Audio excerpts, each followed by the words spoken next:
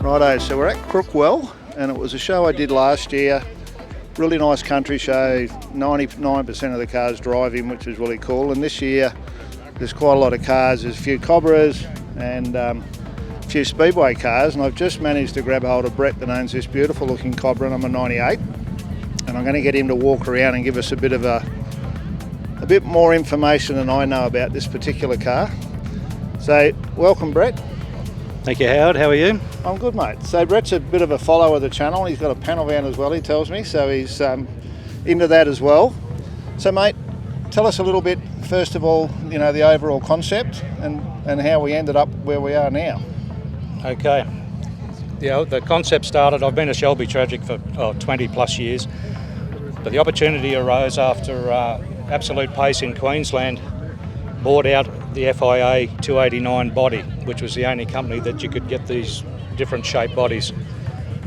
So that entailed me to build a replica of CSX 2431, which was a Ken Miles campaign car in 1964-65. And there was a lot of different shaped bodies, wasn't there? Like they all started on the same base, but there's a huge variation to them.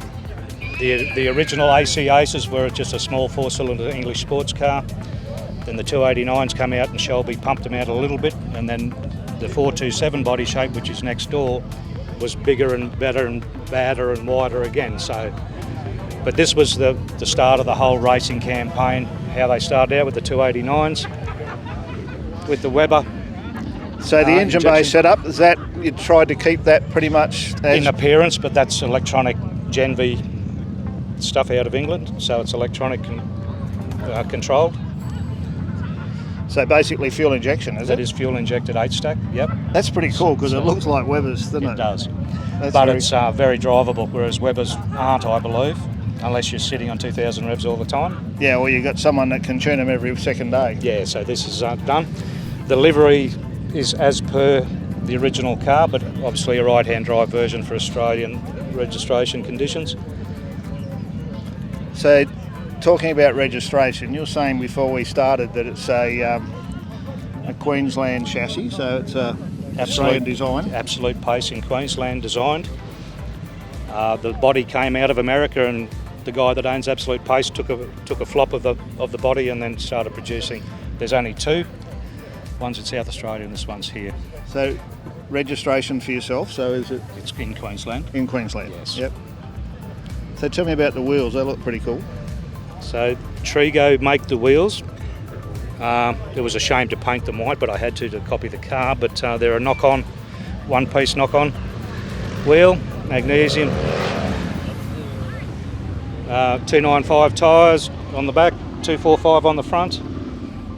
I just like what you've done as well, like with the Goodyear signs and all, because it just gives it that right feel, doesn't it? Yeah, well, it's all about detail, Howard, as you know. Yep. So tell us a bit about the inside. It looks like it's got a bit more room. I sat in one a very long time ago. It's like the original one, and I couldn't fit in it. Yeah. No, he's designed, the footwells are very accommodating for larger drivers and a lot of room. The dash layout is as per 2431. But in mirror image, obviously. Ken Miles used a 5-inch speedo with the red line facing straight up. So just looking at that, I thought that's a clever move, so that at least the steering wheel doesn't get in the way. Yeah. So a bit hard how to many find people a 5 ask inch. you? How many people ask you why? Yeah. Yeah. People who know understand. But even down to he had the racing bucket seat, and he had a Porsche passenger seat only because you had to. If you notice, the speedo's on the left-hand side of the car, only because Shelby was made to put a speedo in the cars in the European campaign, so he just said drill a hole and stick it over there. Doesn't have to work, but as long as it's in there. As long as it's in there. Yeah. Mate, that's a great movie, isn't it? Yeah, but that's how it works. Mate, I'm in love with it. It's beautiful. So obviously here, that was when they were fueling in the long distance when they kept splashing him with fuel, I imagine. That's what you'd think, but actually what it is being a left-hand drive car in the racing, the wind pressure over the fuel tank, because they didn't run a screen, they only had an aero screen, used to suck the fuel out of the caps. Really? So it's a wind deflector. Well, there you go. See, that's why I like to talk to the owners, because like I said, I'd only be telling people lies. So that's cool. I like that. Right. And because Ken Miles was an Englishman as well, we managed to source some British Racing Driver Club stickers for it. I noticed a few stickers around. These ones here are pretty cool as well. Yeah, but it's all about the detail. So the rear ends looks pretty trick. Right, so it's all crossover, but that's the absolute pace design. Push rod, a lot of adjustment in it. And that's just our surge tanks for the injection and stuff like that. So do you do any track days or anything? Yeah. Yeah. Yeah, we've at Wakefield before it shut, unfortunately, but we have done Challenge Bathurst in it, which is a buzz, absolute buzz. I imagine it would be. This full tilt down Conrod, Yep. so yeah. So what sort of top end you're doing down Conrod? I had it at 220 and it started to feel like an aeroplane, so I sort of stayed Get there. out of it. I can imagine. So yeah, but no, bucket of fun. It was a bucket list tick, as you. So yeah, if I never do it again, it doesn't matter. Well, I think you've done an outstanding job, and it's nice to be able to talk to someone that knows what they're talking about. So you got some operating ducts under there as well. Yeah, well, the brake ducts to cool the brakes, whereas the 427s, they moved them up beside the headlights. There's a different shape, and that's the biggest difference with this car. You see the nose cone's a D shape, whereas the 427's a big oval shape for more airflow for the bigger motors. There you go. See, I keep learning all the time. Yeah. So their brake ducts behind those grills, and these brake ducts were just, yeah, they're a race car, so they just tack Just them on. modify, do what needs to be done. Yeah, so yeah. Put bigger tyres on it, get a hammer out, make the guards bigger. You know, that was just Shelby's idea. So, and that's the actual car in the museum in Boulder.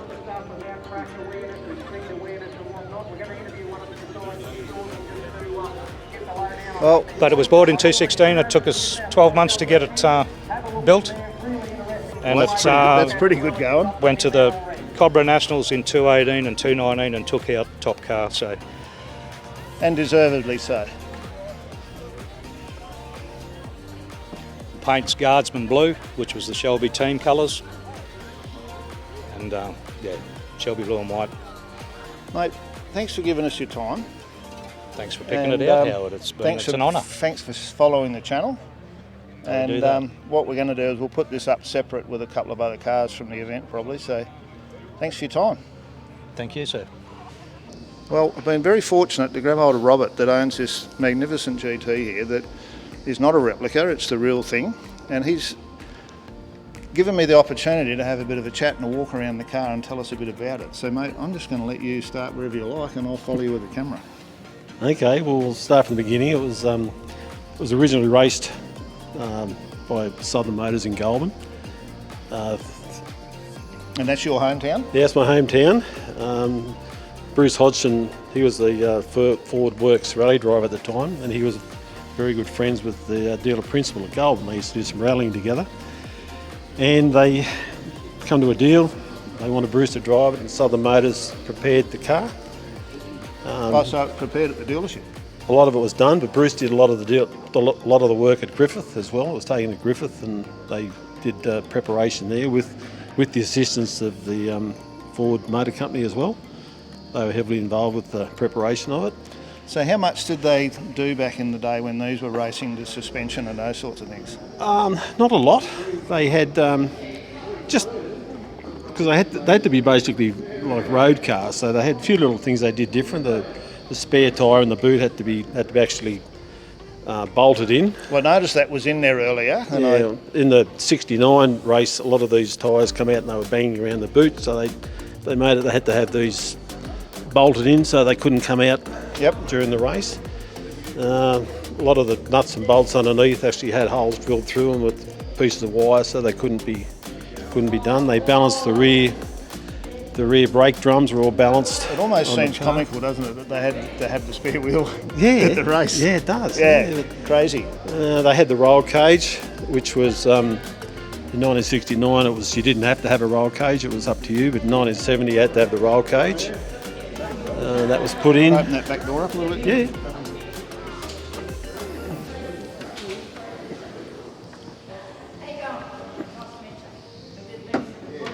So anti-theft lock. Yeah, anti-theft. Yeah, So they weren't mandatory, eh? they were in 1970, but in 1969 they weren't. They didn't have to have them. And I see the Repco racing harness. Yeah, the Repco racing neat little harness. tip. Yeah, it was pretty well 100% correct. And you notice they painted the front bumper bar green. And I took a trip up and I met Bruce Hodgson before he died. And I had the pleasure of spending nearly a half a day with him, and he told me they did it green so that it could be identified when they come into the pits from the factory cars, because the factory cars were the same colour.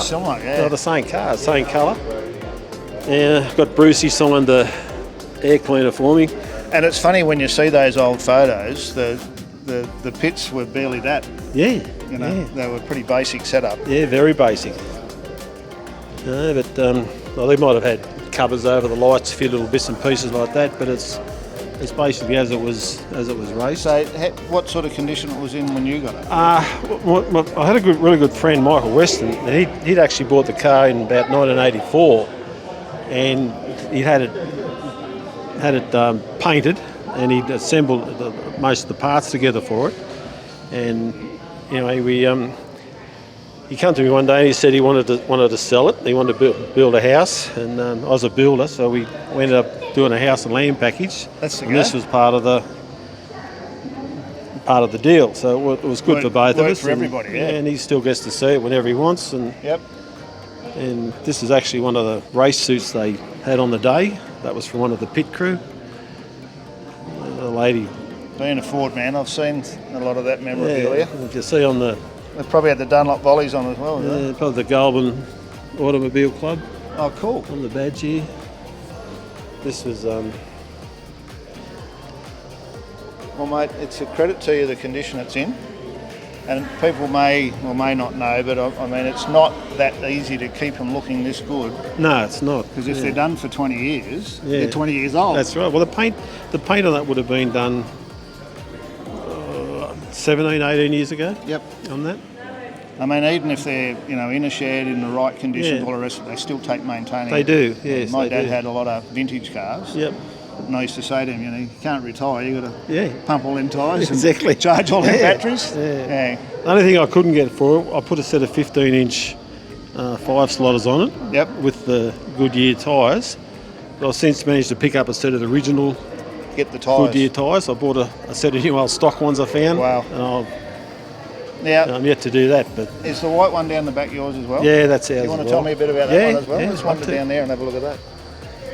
So now a lot of people would know this car when you tell us about it, because it was on Facebook a lot and a lot of social media, and clearly a car that had a very misfortunate accident. Yes, it did. It was originally purchased by Harry Biscus. He owns Muscle Car Warehouse in Sydney, and he bought it out of Perth or Western Australia, and he organised for a truck to bring it over, a carrier. Now that carrier subcontracted it to another carrier, who subcontracted it to another carrier. Oh. So it went through 3 sets of carriers before it left Western Australia. Then it was involved in a crash. Another truck ran up the back of the truck that this car was on, and it had a boat on it, and the boat crashed through the back of it, crushed all the roof, the rear quarters, the boot, massive damage to the roof. Pushed the car forward, bent all the guards, and pushed everything back from the radio support back onto the motor. So it was a fair amount of damage. And it took about 3 years to go through the insurance to get it sorted. Work out who wanted to pay. Yeah, basically. Yep. And Perry and I just did a handshake deal. And he said if the insurance comes off, he said, I'll sell it to you. If it doesn't, the deal's off. And I agreed to that. And he kept his word 100%. And he rang me one day, he says, you got to come and pick it up. It's ready. And when I picked it up, it was a wreck. We took it back to Goulburn, pulled it all, stripped it right back to a bare shell. Nothing in it at all. So looking at it, it was obviously a delete stripe. Yeah, it was actually built for one of the Ford executives back in the day. It was the very last GT HO to ever leave Broadmeadows, and it was the most highly optioned GT HO ever built. So what I call tick every box. It was, yeah. It's got the sunroof. They call even the delete kangaroo off the front is an option. You know. And a lot of people don't realise. I was fortunate to work in a Ford dealership, my first job. Yeah. And I was the car washer, and then I worked in spares, and I ended up in the service department. Yeah. And that was when XAs were new. Yeah. And these were still coming through. And I worked in like I say, in the workshop, and then I did a little bit in sales. But back then you could pretty much tick any box on or off, and you could watch your car. You could actually, we used to get a printout at the dealership, and it would tell you where the car was, whether it was had 3 months before it was started, or whether it was currently getting its motor or whatever. It was quite an amazing time. How good's that? Because people often say to me, "Oh, it's all original paint." Yeah. And it was funny that before the cars got delivered, most of them had a lot of touch-ups, and then most people got their car and complained, so then it got touched up again. So I don't know there'd be too many that were never touched. So you were fortunate enough to find someone that could do the repair.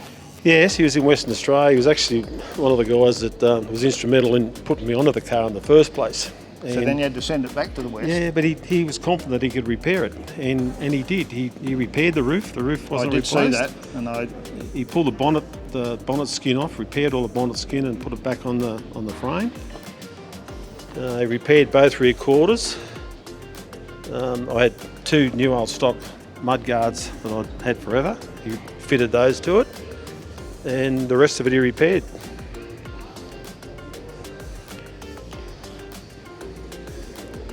Mate, well, it's really good to see a couple of cars of this quality and stature at a country show. And I'm sure that a lot of people wouldn't expect to find something like this tucked away at Crookwell. And it's good to see that you're doing that. We took this to MotorX 2 years ago, and we won Best Factory Muscle Car.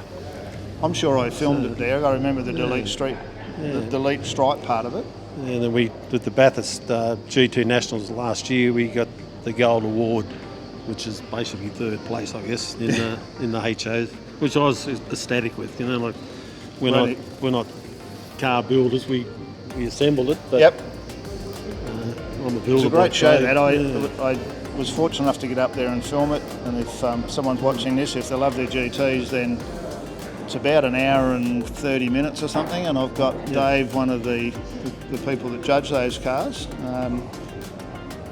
that helped me commentate that, because I love them, but I don't profess to know everything about them. Yeah. Well, this is exactly as it left the factory. The option 52 wheels. It's funny, another story. I keep telling all these stories all the time on this channel of mine, but my dad had a car trailer and had 2 sets of wheels. Yeah. And one had the good tyres and one had the shit tyres on it. And the good tyres were on a set of these wheels on the car trailer, because no one wanted them. That's right, they didn't. Yeah, they're a funny sort of wheel, that half metal steel, and half aluminium. Yeah. All right, Robert, thanks for your time, mate. Pleasure, thank you. Appreciate that, and we'll get that up. The pair of them, awesome. Sounds good, thanks, you. Mate.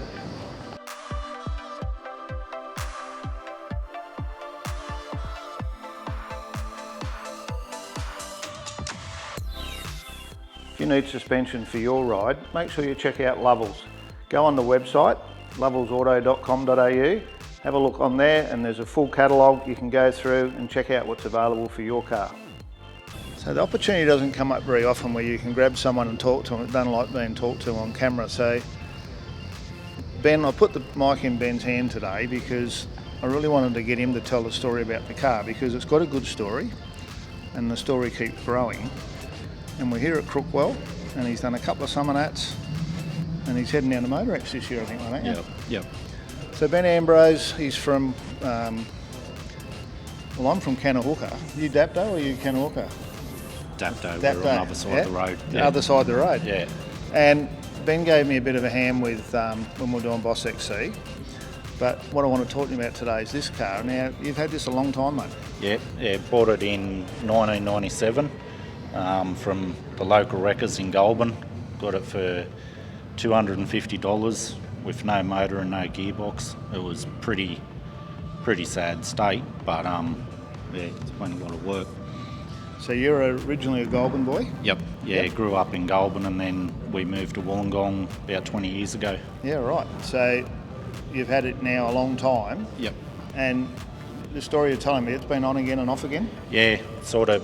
I bought it and then we never had a shed in Goulburn, so it always was up at Nan's house. That's where it sort of gets the OLBETY number plates. And then when we could buy a house, we brought it down about 15 years ago. And then it sort of done a few things to the house and it'd sit a bit longer, and over probably the last 8 or 9 years we've really got into it and got it done. And a car that's built at home on the floor on stands? Yeah, we've done all the panel beating and painted it and everything at home, just lifted it up on stands and done it all at home. And I'm telling you, he says he did it at home on the stands, it's full colour underneath, and Ben is a painter by trade, but it doesn't make it any easier when you're crawling around on the floor doing it. No. And how did you go? Things obviously change over 20 years. Did you sort of deviate from the original plan much? Not a great deal. I sort of just got stuck in my head what I wanted and just pretty much built it to how I wanted. And of course, it's sort of evolved a bit from a show point of view, because you did a couple of shows and then a bit of guidance from Owen and myself where to look for points. Yep. And when we talk about that, it's the little things. When I looked at it in the engine bay, there was a bit of a mixed match of a bit of gold zinc and a bit of chrome and a bit of polished, where now it's clearly a show style, but it's consistent in what you've done. Yeah, I think when you looked at it, it had a black water pump on it, and like I said, there was just all a few different bolts and a lot of pointers off. And of course, you've done the old rocker cover trick that was all a go 20 years ago. Yeah, well, that was when I was an apprentice. We'd done that, so Yep. that was pretty late 90s. But yeah. And it's funny, I did a Cortina down in Melbourne last week that had it on the boot lid. Oh right, yeah. So you still see it around a bit. Yeah. And the trim's pretty much stock. Yep. Yeah, it's all standard other than the shifter. Bit of effort to get the shifter looking nice in there. Well, that was another thing that you helped me with. I had another plate in it and it didn't look nice, and got a few ideas how to tidy it up a bit better. And the boot's a little bit different to what most of the show cars are. Yeah, sort of. Just we'll probably eventually get it trimmed, but just wanted to have a go myself of making something a bit different. And paint's easy when you're a painter. Yeah, it's easy when you're a painter, and a sheet of metal's not that dear. Yep. Well, mate, it's a credit to you. Thanks, mate. And I'm hoping now you get some use out of it. Yeah, end of the year. End of the year? Yeah. So you're heading down to Motor X? Yeah, we're going to Rocky Nats at the end of next month, and then going to Motor X 2 weeks after that. Now tell me, mate, how did you manage to get number one? You're the first one to enter from last year, were you? No, from waking up at 5 in the morning and coming out at 7 in the morning when no one's here. Oh, okay. So that was by fluke. You were the first one through the gate? Yeah. Oh, well, thanks, Ben. Good job, mate. Thanks, mate. So when opportunity knocks, you've got to grab it. So once again, I'm at Crookwell, and I'm talking to Fraser. How you doing, buddy? Yeah, good, thanks. Mate, it's unbelievable to come to a small show and see so many classic cars, and here we are now looking at a HK Bathurst. You want to tell me a bit about how this all came about? Yeah, well, we originally picked this car up in Canberra. I've had it for about 25 years, and we started to, basically just put it together to drive it, and then we thought, we better do a decent job on it. So we, after having it for probably 10 years, I decided to fully restore it to its current condition. And it's sort of... So it looks like it's still got a lot of original parts and doesn't look over restored. No, it's only had the body done. That's the total original interior. So you've pretty much given it a coat of paint. Yeah. And used a lot of original parts, which I like. I mean, it's a nice... Well, it's easy to buy all aftermarket stuff and make them look exactly new, but the problem is the fact that a lot of aftermarket stuff isn't exactly quite right. It's not quite right, and it doesn't quite fit. Exactly right. Unfortunately. Yeah. So, but yeah, no, it was. I've always liked the Monaros. I had one when I was 20 years old. Not a Bathurst model, but so I've always liked them. And it's a classic colour, isn't it? The the silver mint. Yeah, it is. A lot of people like it. Might be one of the hilarious colours they come out in, but it certainly looks good. So do you use it a lot? No, this is the first time it's been out. Really? So well, there's a one for the watchers of the channel that you're seeing something that not too many others have. No, it's just one of those things. When they asked to bring something out to the show, I thought here's the opportunity to get it out and give it a run.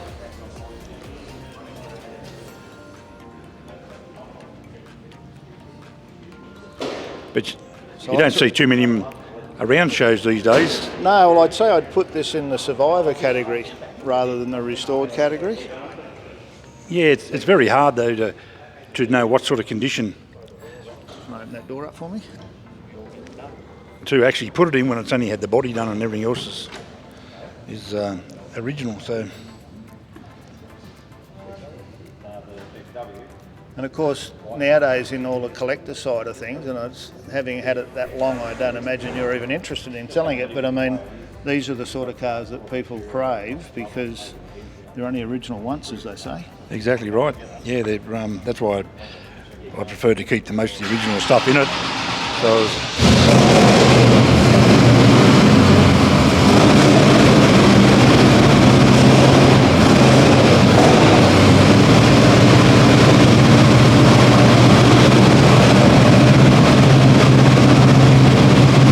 But yeah, getting back to this, it's one of those things. Now, where were we?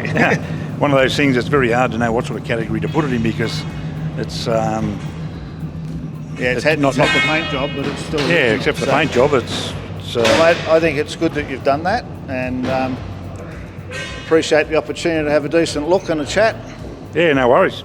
All good. And hopefully this might motivate you to get it out a bit more. Yeah, it probably will actually. So, awesome. Good to see more you. of it.